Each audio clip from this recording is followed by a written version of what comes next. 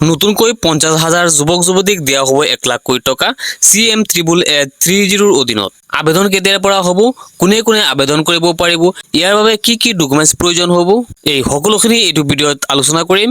লগতে যিসকল ব্যক্তিয়ে CM300 অলৰেডি যিসকলে 72,000 টকা লাভ কৰিছে তেওঁলোকে পাবলগীয়া 25,000 টকাৰ কথাখিনি এইটো ভিডিঅ'ত আলোচনা কৰা হ'ব। অসম বাজেটত এই গোটেইখিনি আলোচনা কৰা হৈছে।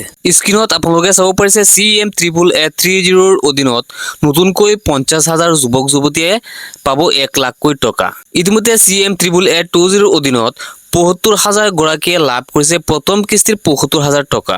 অৱশিষ্ট 25,000 টকা শীঘ্ৰেই প্ৰদান কৰা হ'ব, অৰ্থাৎ যি 25,000 টকা পাবলগীয়া আছে সেইটো কিছুদিন পিছতেই দি দিব।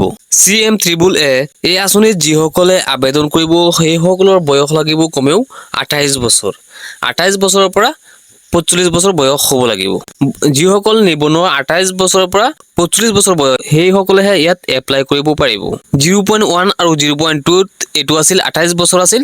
CM300 আবেদন কৰাৰ বাবে কিছুমান ডকুমেণ্টছৰ প্ৰয়োজন হ'ব। সেই ডকুমেণ্টছসমূহ কি কি? এই ডকুমেণ্টছকেইটা আপোনালোকে ৰেডি কৰি ৰাখিব, কিয়নো এপ্লাই কৰাৰ সময় আহিলে আপোনালোকে সোনকালে এপ্লাই কৰিব পাৰিব। এই ডকুমেণ্টছসমূহ আপোনালোকে মনত ৰাখিব।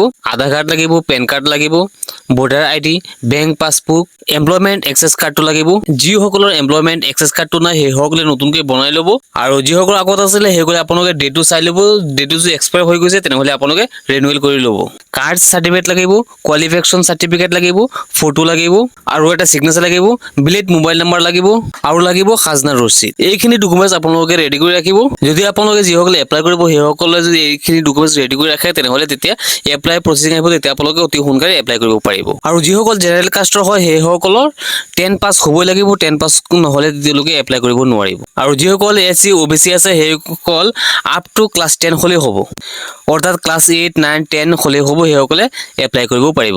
প্ৰথমতে ৰেজিষ্টাৰ কৰিব লাগিব। 2-3 মাহ পিছত ফাইনেল প্ৰজেক্ট ৰিপৰ্টটো আপলোড কৰিবলৈ দিব, আৰু যিসকলে ৰেজিষ্ট্ৰেশ্যন কৰিব সেই ফাইনেল প্ৰজেক্ট ৰিপৰ্টটো আপলোড কৰিব পাৰিব। আপোনালোকে ভিডিঅ'টো যদি ফেচবুকত চাই আছে তেনেহ'লে ফ'ল' কৰিব, আৰু যদি ইউটিউবত চাইছে তেনেহ'লে ছাবস্ক্ৰাইব কৰি ৰাখিব, কিয়নো আহিবলগীয়া আপডেট মই গোটেইখিনি এইটো চেনেলত দি থাকিম। লগ হ'ব নেক্সট ভিডিঅ'ত।